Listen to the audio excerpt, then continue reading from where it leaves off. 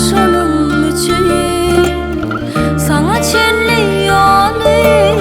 aşanım üçün seherdeyin rekte coşanım üçün meni bağışlay bağışla yakınlı sözlerine uyanım üçün mehrin yanımda duyanım üçün seni juda juda söylenim üçün